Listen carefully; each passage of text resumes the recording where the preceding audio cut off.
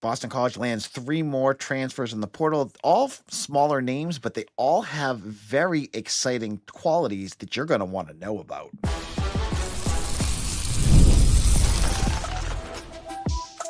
You are Locked On Boston College, your daily podcast on the Boston College Eagles. Part of the Locked On Podcast Network, your team every day. Hello, everyone, and welcome. This is Locked On Boston College, your team every day. I'm your host, AJ Black of Eagle Insider, part of the 247 Network. I've been covering Boston College for over a decade. If you're looking for Boston College news, analysis, and details on your Eagles, you are in the right spot. Locked On Boston College is a free daily Boston College podcast available on YouTube or wherever you get your podcast. Today's episode is brought to you by FanDuel. The college football playoff is here, and FanDuel is the best place to get into the action all playoff long. So visit FanDuel.com to get your college football profit boost every game. Now, today started off slow, but the news started to really ramp up by the end of the night. We have a new coaching change that we need to talk about, as a staff member is reportedly gone. We have a new tight end who will be lining up most likely across from Kaylin Chisinski.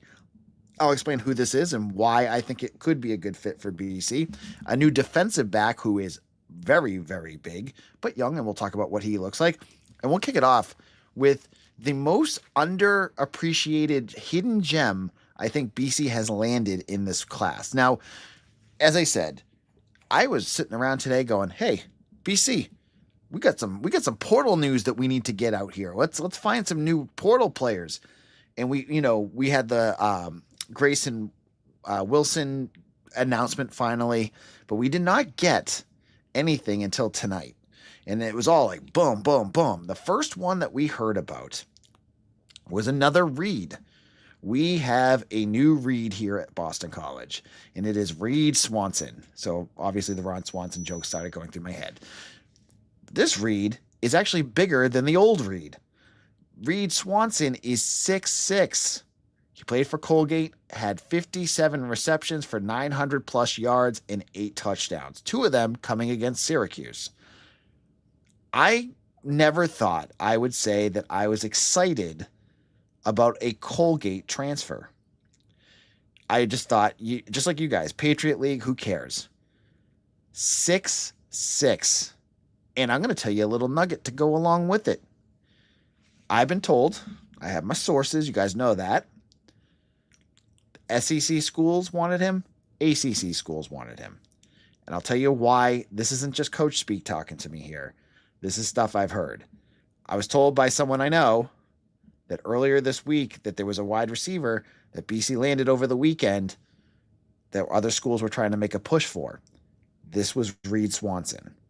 So clearly this is an upperclassman wide receiver, huge, can run a 4.5, and gives you that big wide receiver that you need. Because if you look at the wide receivers BC brought in before this, Javarius Green, smaller wide receiver, good speed. And then Jackson Wade from Florida, again, a smaller wide receiver. You needed somebody. You had 2 giants in your wide receiver room, right? You had Cedric Lott, who I don't know where he's going to end up, but he was a 6'5", 6'6" wide receiver. I don't think he was going to be an ACC level player. And you had Reed Harris, who's the number 4 wide receiver in the entire transfer portal. Reed Swanson's not going to be Reed Harris. I just don't see that happening. But I think this kid's going to be talented. That's the piece I want to get out there. And Jeff in the comment section just said it, the SEC schools looking at Reed Swanson weren't just like any SEC schools. I heard Bama and Georgia. This is what I've been told. Okay? So this should get you excited. He's an older wide receiver. He's been around a lot. You have him for 1 year, and you get a good, talented wide receiver that is going to be a threat. I mean, I clipped a bunch of them, or not clipped them. I retweeted a bunch of them on X, and when I watched him, he has a lot of the qualities Reed Harris does. Some of his catches were like crazy over the head stuff, but he's so big, it's hard for anybody to cover him. So when you're looking at red zone offense, you got to think that Reed Swanson is going to be a guy that you're going to be looking at. And this diversifies your offense quite a bit, right? Now that you have that, you look at your wide receivers and who you have. You have Green, your speedster. You have Jaden Skeet, who's going to be I think Jaden Skeet, to me, if he can stay healthy, can be the Lewis Bond that you had this year. I just remember watching Jaden Skeet at camp when he was healthy, and he was the most impressive wide receiver during camp, bar none. Wasn't even close. It's just he's been snake bitten with injuries the last couple of years. So you have him. You have Skeet. You have VJ Wilkins, who was a bit of an enigma this year because he started off playing. He had a couple good catches and then just completely disappeared. Hopefully he will see a bigger role this year. You have Jonathan Montague. You guys remember him? Yeah, he's back. He had an ACL injury. He was the guy that came in under Jeff Hafley as a transfer quarterback, blew out his ACL this year, and then he's gone. Now he's going to be back next year. You're going to be able to use him. He played as a true freshman as a wide receiver, so that he's going to be going on his third year. I know he missed a year, but that's someone you have. And you have Dawson Pugh and Nedrick Bolden. Now Dawson played quite a bit. And he improved as the year went on. And, I think he's going to need to take another big jump as a sophomore, but he earned a bunch of valuable snaps last year. So to have him come back as well, I think will be really important for your offense. So the wide receiver room, I think you would probably say at this point is done. You have 4 more days left. I mean, you could go out there and you could get somebody else. I've heard Elijah Moore's name batted around a bunch. This is the wide receiver from Florida State who was a either true freshman or a sophomore last year. Didn't play a whole bunch. Could you get a guy like him? That wouldn't be a bad thing. I think he's 6'4". But I how they're going to divvy this up, but I would really kind of hope that the last of these spots go to defensive players. But I again go back to this. Reed Swanson, a wide receiver from Colgate that has me excited. And again, it's just like you don't expect a Patriot League player to contribute, but I say this. One of my mantras for this portal is that when you have, a player that's here that has done a whole bunch at other schools, you're starting to think to yourself, okay, then this guy can do something. This is a guy that I think can be productive at any level. That's something I want. I don't want a guy coming here that you're like, oh, he's got intangibles that are going to grow. I want a guy that you've seen at a smaller school that you're going, oh, he can do that here too. And I think that's what you see here with Reed Swanson. In our next segment, there's 2 other commitments that happened on Thursday, and I want to talk a little bit about each one and where things are at in just a moment.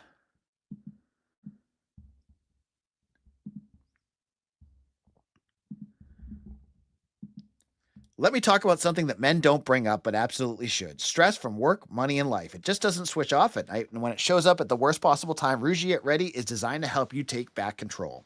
Rougiette Ready is a next-generation prescription treatment created to support both the brain and the body so you can feel present, confident, and ready when the moment matters. Rougiette Ready combines 3 clinically proven ingredients in 1 mint that dissolves under your tongue so it absorbs fast. The science behind Rougiette Ready stands out. 3 clinically proven ingredients in 1 formula designed for both mental and physical readiness. You connect with a board-certified doctor online and everything ships discreetly to your door. It's easy to understand why over 150,000 men already have made the switch. If you've been thinking about taking the next step, now's the time. Head to rougiette.com/lockedoncollege. That's RUGIET.com/lockedoncollege to get 15% off your order for a limited time. Rougiette Ready. Feel present, feel confident, feel ready. Now, I've had a script for this, and I'm not going to read it because I want to tell you why you should be an everydayer for Locked On BC.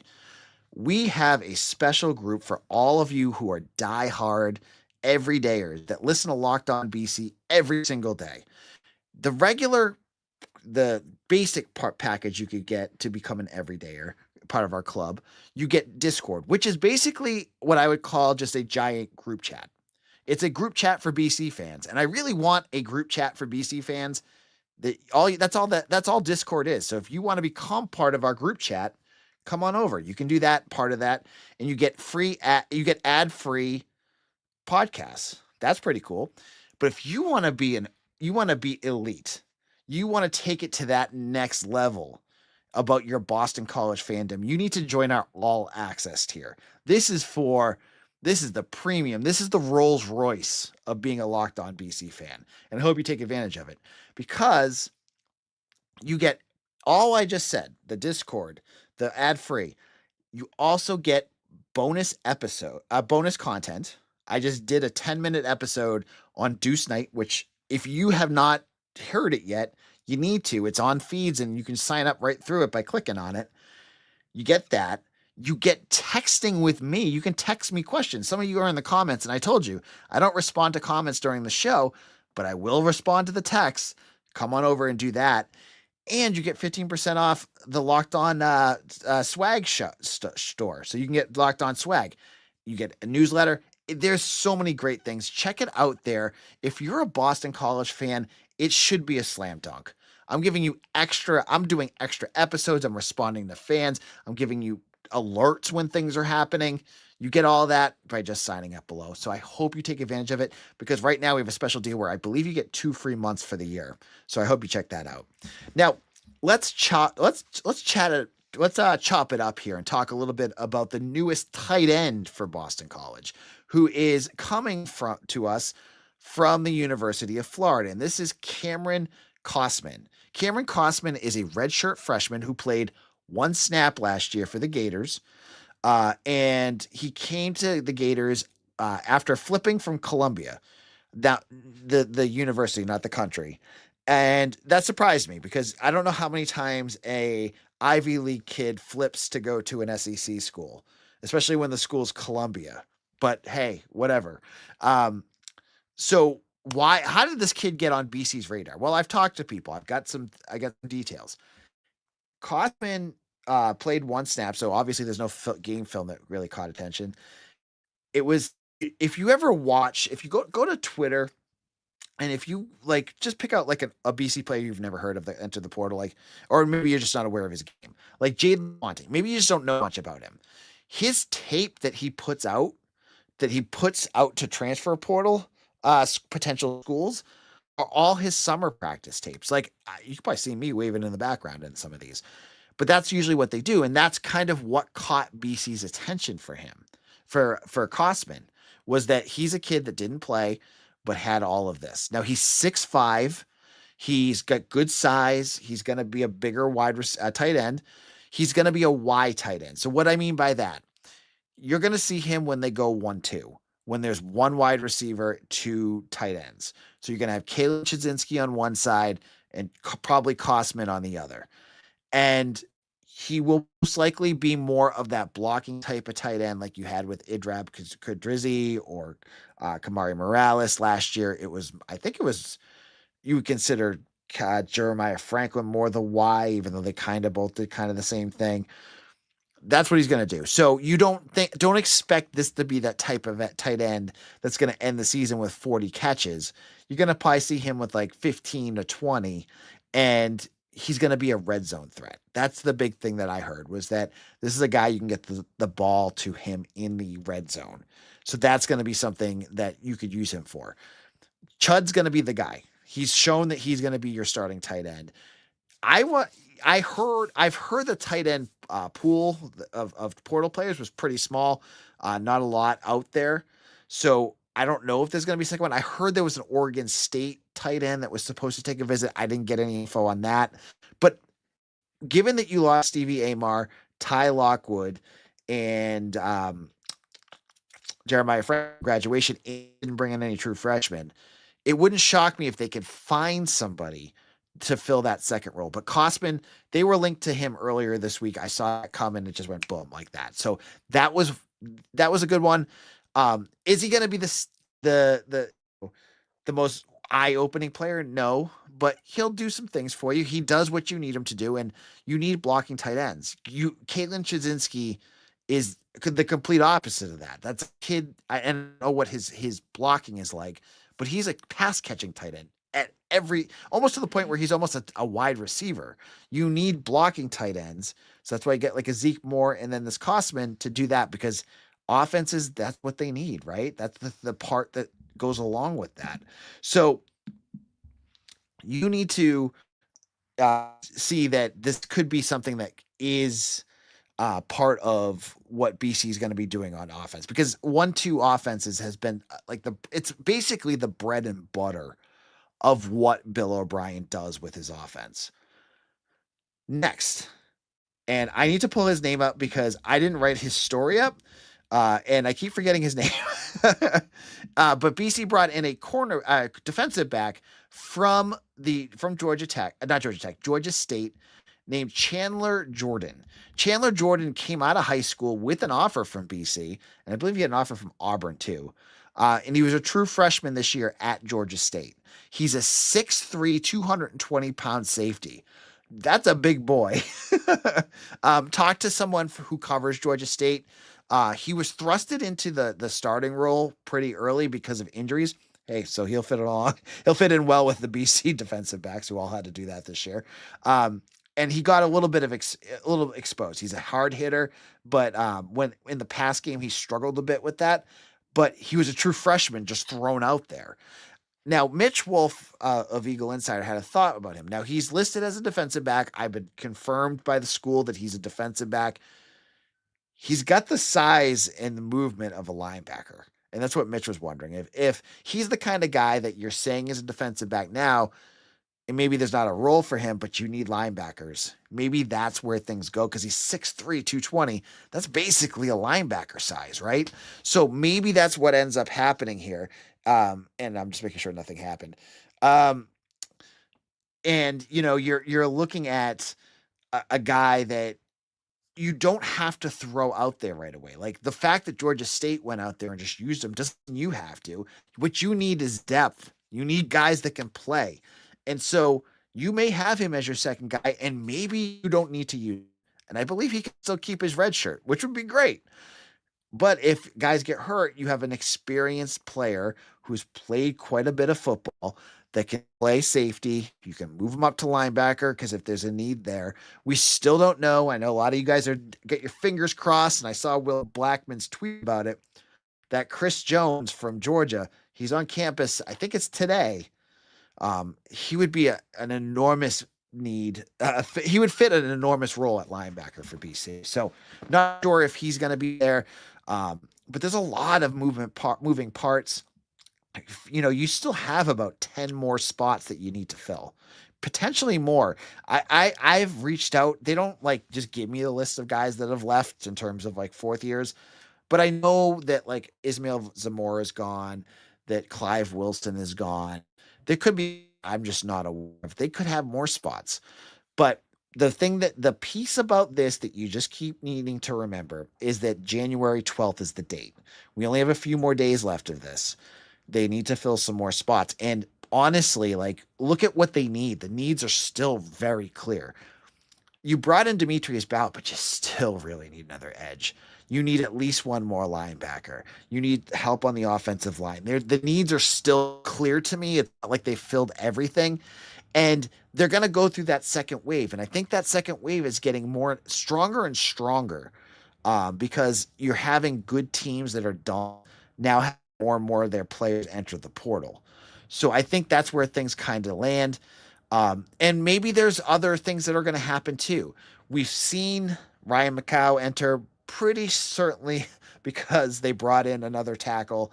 I'm curious if any running backs, anything changes there because of what we're going to talk about in just a second. Things can still continue to evolve here. But if you want to know my thoughts about the quarterback situation and potentially Deuce Knight, again, all access. I did a whole 10-minute episode on Deuce Knight and just the whole situation, where I think things are at, why I think things are going to go a certain way. It's all up, and you can sign up right now. Show notes right below. All right, that is where things are at with the portal. Again, not the biggest names and obviously not from the biggest schools, but still exciting, right? Now, we're going to get into a moment some unfortunate news as BC loses a coach, reportedly. I'll tell you who that is in just a moment.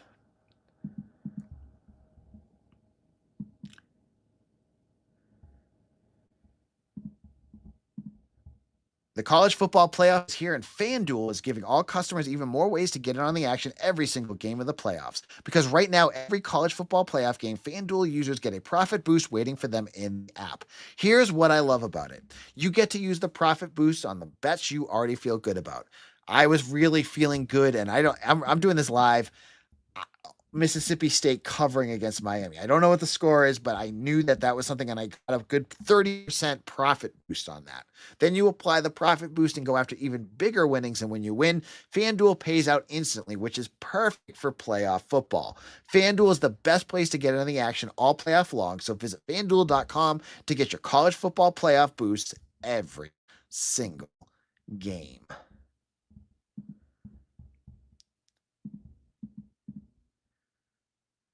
Locked On Boston College, AJ Black of Eagle Insider. Thank you all who have made Locked On Boston College part of your first routine. And thank you everybody who's become part of the Everydayers Club.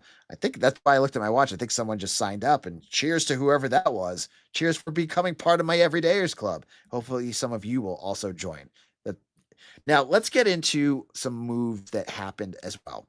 Now, earlier in the day, I'd heard buzz that BC was going to be losing a coach, and I heard it was going to be Savon Huggins.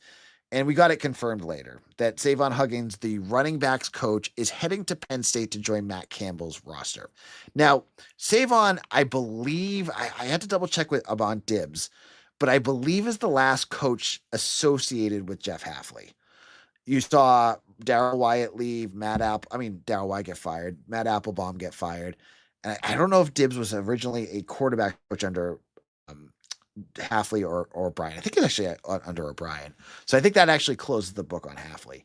Now, Savon, he's a New Jersey legend. This is a guy that coached. He was a star high school running back, played at Rutgers, moved around. I think he was coaching at UMass when BC brought him in as their running backs coach. And honestly, in terms of that position, I think he did a really nice job developing quite a few good players. Whether it was someone like Jordan McDonald, who went from a practice squad player to starter to valuable player in the end of 2024 into 2025, to Turbo Richard, who came in as a true freshman, who, obviously had some people really excited when he came in, but even he's going to be a star, right? To Kai Robichaux, who did nothing. He was very, seldomly used at Western Kentucky, becomes an every down back. So he had done a nice job there. I know there's a lot of positive people. He's got a very positive reputation when it comes to recruiting, especially the New Jersey area, which is going to be killer for Penn State. So this is a bit of a loss. You expect this positional stuff to happen, though. This isn't like just because they were 2-10, or I think it has more to do with just the movement of coaches. It just happens. He's been here for 4, 5, 6 years now, and now he can go on and try something. It's a bigger opportunity for him, and that's kind of where these coaching jobs go, right? They go from, you start lower, you build.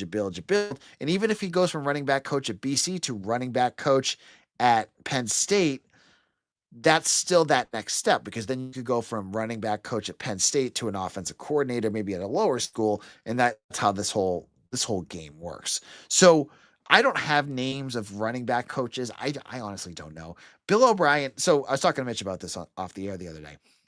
Bill O'Brien has so many connections, and we have tried to do big boards for positional coaches and coordinators. It's almost impossible. Some of it is just really hard. Like Ted Roof, we totally didn't see that one. But there's going to be somebody out there that's worked with running backs. Hopefully that I really hope who he brings in is a recruiter. I hope he does another high college level coach. I really hope it's not just another pro coach, because you want a guy that can connect with kids like Savon did. You want a guy that can connect with kids like Daryl Wyatt did. And if you start to lose that, it's going to make your job recruiting that much harder. Now, in terms of portal news, additionally, and I see some of you in the chat talking about it, a number of BC players found homes today. We heard about Reed Harris yesterday. He's going to Arizona State. Today, we heard that Omarion Davis is going to Penn State. That's a nice bump up for him. We have Stevie Amar looking at UCLA. You have Bam Crouch committing to Kansas. And so those were just a couple that popped today. I mean, I mentioned Jack Funk is at Bryant, and there's a few others that are moving around too. So it's been a busy day, and I think I believe there's a couple visitors on today at BC. There was Chris Jones, the linebacker from Georgia, and there's a few more names I think that are going to start to pop up. But make sure you're locked in, and if you again. I'm going to do another special episode probably tomorrow, hopefully tomorrow night, for all access people. But this weekend, I'm planning to go live often, as long as there's news to break. Like if BC every day this weekend lands transfers, I'm going live. I'm going to go live because I love you guys. I love doing this. And so make sure, if you haven't done it already, that you smash that subscribe button. Become part of our Everydayers Club. Hit and make sure you're listening to every episode of Locked On BC. Follow me on Twitter at AJBlack47. And I'll see you all again tomorrow for another episode of Locked On Boston College. Your team every day.